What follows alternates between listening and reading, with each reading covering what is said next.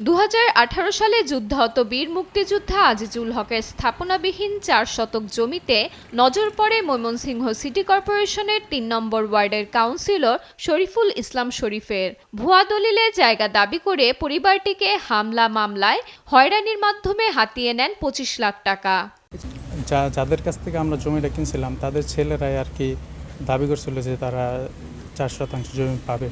পরবর্তীতে আমরা কোর্টের মাধ্যমে আমরা জমিটা ওদের কাছ থেকে ক্রয় করছি, সেই সূত্রে আমরা পাই। কিন্তু তারা এটা না মাইনা ওই শরীফকে দইরা ওরা আর কি জোর জবরদস্তি জমিটা দখল করে। পরবর্তীতে আমরা টাকাটা 25 লক্ষ টাকা দিয়ে আর কি জমিটা আমাদের কাছে রাখা। জমি দখল, চাঁদাবাজির পাশাপাশি 2017 সালে গলগন্ডা এলাকার হাসান মিয়া ও চলতি বছরে একাডেমি রোডের মোহাম্মদ সামির হত্যাকাণ্ডে জড়িত থাকার অভিযোগ উঠে শরীফের বিরুদ্ধে।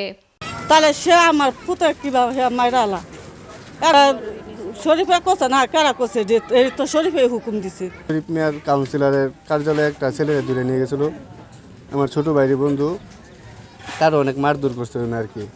যদি মনে করুন উনি হলো প্রভাবশালী, আগেও আমাদেরকে বলছে, এলাকার লোকজনও কিছু আছে এরাও বলছে যে বেশি বাড়াবাড়ি করলে বেশি আগাইলে পরে এলাকাতে দৌড়াই দিবে। আমরা বিচার চাই, সুস্থ বিচার চাই। এটা কাউন্সিলর শরীফ প্রভাব খাটিয়ে টাঙ্গাইল বাসস্ট্যান্ড এলাকায় খাসখাতিয়ানের জায়গায় করেছেন ব্রহ্মপুত্র টাওয়ার। তার চাঁদাবাজি ও অত্যাচারের বিরুদ্ধে মুখ খুললেই তার গ্রিন পয়েন্ট রেস্টুরেন্টের টর্চার সেলে নিয়ে করা হতো নির্যাতন। গ্রিন পয়েন্টে তার সন্ত্রাসী বাহিনী দ্বারা কারো কোনো কিছু হইলে ওই টর্চার সেলে নিয়ে যায়, নিয়ে গিয়া ওই জায়গা টর্চারিং করে মানুষকে জিম্মি করিয়া অনেক কিছু করে। তবে তার বিরুদ্ধে উঠায় এসব অভিযোগ অস্বীকার করেন কাউন্সিলর শরীফুল ইসলাম। না, আসলে রাজনীতি করতে গেলে একটা পক্ষ থাকে।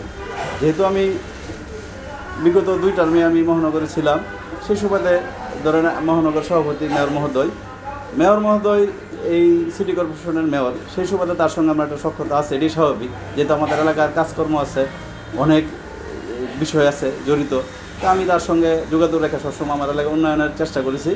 আসলে মূল বিষয় হলো এগুলো যারা লিখেছে, আমি আগেও বলেছি যে আসলে এগুলা সম্পূর্ণ মিথ্যা এবং ভিত্তিহীন।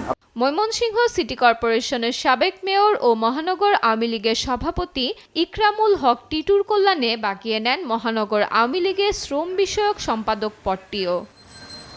নিউজ ডেস্ক, দেশ টিভি।